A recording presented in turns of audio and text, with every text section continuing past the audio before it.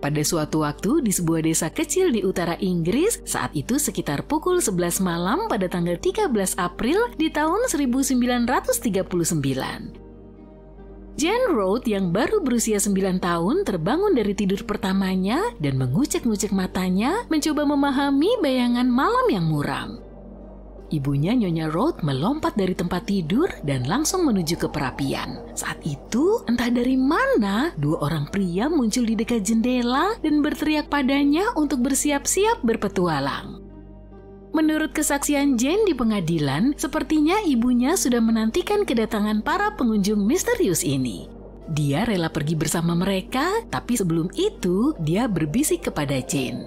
"Tetaplah di sini, Nak. Ibu akan kembali besok pagi." Mungkin ibunya memiliki misi rahasia di malam hari atau mungkin dia sedang dalam masalah dan tahu bahwa meninggalkan rumah adalah hal yang berisiko.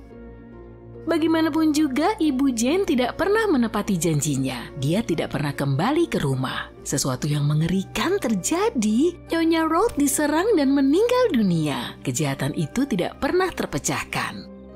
Maju cepat hampir 300 tahun ke awal tahun 90-an. Seorang penggemar sejarah, Roger Eckert, berjalan-jalan ke kantor arsip publik di London. Di antara kertas-kertas dan manuskrip-manuskrip kuno, Eckert menemukan kesaksian Jane. Namun ada sesuatu yang mencurigakan yang menarik perhatiannya. Awalnya Eckert sedang meneliti sebuah buku tentang sejarah malam hari. Dia sangat tertarik dengan catatan yang terbentang dari abad pertengahan hingga revolusi industri. Dia takut menulis bab tentang tidur karena mengira itu akan membosankan seperti melihat cat mengering. Tidur hanyalah bagian penting dari kehidupan. Dia skeptis akan menemukan sesuatu yang menarik. Namun ketika dia menyelami wawancara kasus kriminal Jane, dua kata langsung terlintas dalam benaknya, tidur pertama. Kata-kata ini mengisyaratkan sesuatu yang menggiurkan dan aneh tentang kehidupan di abad ke-17 yang belum pernah Eckert temukan sebelumnya.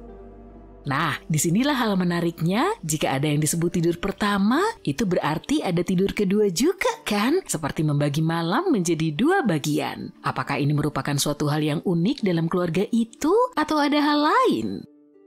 Eckert pun melakukan pencarian besar-besaran melalui arsip selama berbulan-bulan dan coba tebak. Dia menemukan banyak referensi tentang fenomena tidur ganda yang misterius ini atau yang kemudian dijulukinya tidur bifasik. Oke, yuk kita melakukan perjalanan waktu untuk melihat bagaimana orang-orang tidur. Bayangkan ini saat itu sekitar pukul 9 sampai 11 malam. Kalau cukup beruntung, kamu akan merebahkan diri di atas kasur yang diisi dengan berbagai macam benda menarik seperti jerami atau kain perca. Orang-orang yang lebih beruntung bahkan mungkin memakai bulu di kasurnya. Tapi kalau kamu berada di dasar tangga sosial, kamu harus puas hanya dengan sehelai kain atau bahkan lantai tanah. Astaga! Sebagian besar orang tidur bersama-sama dalam kumpulan besar, kutu busuk, kutu, serangga, anggota keluarga, teman, pelayan, apapun itu, semuanya meringkuk bersama. Dan kalau kamu sedang bepergian, kamu mungkin akan tidur dengan orang asing. Tidur dulunya adalah sebuah aktivitas yang unik dengan semua aturan dan posisi yang gila. Misalnya anak perempuan akan berada di satu sisi tempat tidur dengan anak tertua yang paling dekat dengan dinding, diikuti oleh orang tua, lalu anak laki-laki, dan akhirnya orang yang kebetulan menumpang tidur di sana. Bayangkan apa kamu bisa merasa nyaman dengan semua batasan itu? Beberapa jam setelah tertidur, orang-orang akan mulai terbangun. Tidak ada alarm atau apapun, hanya tubuh mereka yang memutuskan bahwa inilah saatnya untuk bangun. Periode ini disebut pengawasan dan cukup produktif. Orang-orang akan melakukan berbagai hal di bawah cahaya bulan yang redup serta lampu minyak. Para petani akan menggunakan waktu ini untuk kembali bekerja. Mereka akan memeriksa hewan ternak atau melakukan pekerjaan di sekitar rumah. Seorang pelayan bahkan menyeduh minuman untuk majikannya di tengah malam. Dan tentu saja ada pengacau yang berkeliaran di sekitar rumah yang menyebabkan kerusakan. Setelah beberapa jam terjaga, orang akan kembali tidur. Tidur pagi ini bisa berlangsung hingga subuh atau bahkan lebih lama. Sama seperti sekarang ini saat akhirnya kita bangun, tergantung pada kapan kita tidur. Tidur bifasik ini merupakan fenomena di seluruh dunia pada era pra-industri. Hal ini populer di Prancis dan Italia. Eckert bahkan menemukan bukti dari kebiasaan tidur ini di tempat-tempat yang jauh seperti Afrika, Asia Selatan dan Asia Tenggara, Australia, Amerika Selatan dan Timur Tengah. Kembali ke era abad pertengahan, orang-orang kaya menikmati tidur di rumah-rumah mewah dengan tempat tidur mewah mereka. Tempat tidur ini bagaikan sebuah karya seni, dihiasi dengan berbagai macam dekorasi dan dibuat dengan tempat tidur bulu yang paling lembut dan spray linen yang mewah. Tempat tidur ini merupakan pusat perhatian di setiap rumah megah dan para bangsawan bahkan menyulam simbol-simbol mereka di gordennya. Tempat tidur ini tidak hanya sangat nyaman, tapi juga merupakan tempat yang sempurna untuk berkumpul serta menjamu tamu sambil memamerkan tekstil mewah mereka. Oke, sekarang mari kita lihat Prancis di abad ke-14 atau ke-15. Kamu akan melihat tempat tidur yang pas untuk seorang raja, lengkap dengan kanopi dan tirai. Bantalnya ditutupi oleh selimut yang akhirnya digantikan oleh sarung bantal. Fakta menariknya saat itu sarung bantal disebut wadah bantal, tapi cukup tentang itu, yuk kita kembali ke tempat tidur.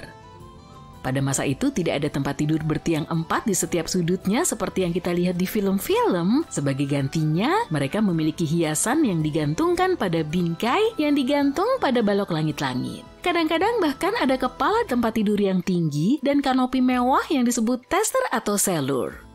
Tempat tidur yang sebenarnya merupakan struktur terpisah, dikelilingi oleh semua kemewahan ini. Beberapa tempat tidur sangat tinggi sehingga bahkan ada tempat tidur tarik di bawahnya untuk pelayan pribadi atau pembantu. Tempat tidur dan perlengkapan tidur sangat berharga sehingga diwariskan secara turun-temurun. Semua itu disebutkan dalam surat wasiat sejak abad ke-14. Sebuah keluarga kaya mungkin mewariskan satu kasur bulu dan guling, sementara orang-orang terkaya mewariskan beberapa tempat tidur dengan hiasan mahal dan tempat tidur terbaik. Bahkan kasur wol pun dianggap cukup penting untuk diwariskan kepada anggota keluarga. Yuk kita bahas tentang tempat tidur di tempat-tempat seperti biara dan rumah-rumah peristirahatan. Tempat tidur mereka cukup sederhana hanya dengan kasur, selimut, dan bantal biasa. Pada tahun 1887, seorang dermawan bahkan menyisakan uang untuk menyediakan spray untuk tempat tidur para lansia. Mereka memperkirakan bahwa setiap tempat tidur akan menelan biaya 13 shilling dan 6 pence.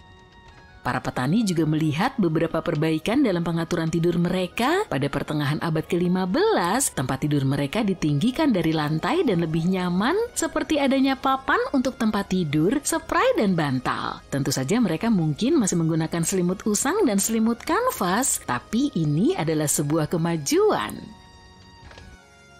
Pada saat Ratu Elizabeth pertama naik tahta, tidak banyak yang berubah dalam cara penataan tempat tidur. Kecuali untuk tempat tidur 4 tiang yang mewah di rumah orang-orang kaya, serta beberapa penginapan, semuanya tetap sama. Spray atas tidak ada lagi, namun orang-orang masih tetap menyukai tempat tidur mereka yang nyaman. Ketika kelas menengah mulai berkembang, mereka juga menginginkan kasur bulu dan spray yang lembut.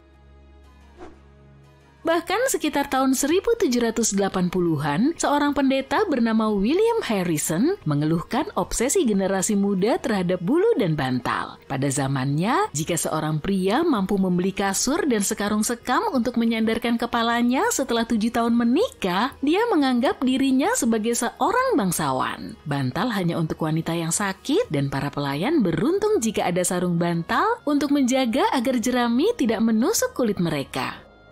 Ngomong-ngomong, di zaman Tudor, yang juga masih tergolong abad pertengahan, orang memiliki rutinitas tidur yang serupa. Mereka akan membagi tidur menjadi 2 bagian, tapi posisi tidur mereka benar-benar aneh dibandingkan dengan apa yang kita lakukan saat ini. Tidur telentang adalah hal yang sangat dilarang karena dikaitkan dengan kematian. Jadi sebagai gantinya, mereka tidur dengan posisi setengah tegak. Waktu memang telah berubah. Sekarang kita bahkan tidak bisa membayangkan tidur tanpa tempat tidur yang nyaman, bantal yang empuk, dan spray yang lembut. Namun selalu menarik rasanya untuk melihat kembali cara tidur orang-orang di masa lalu.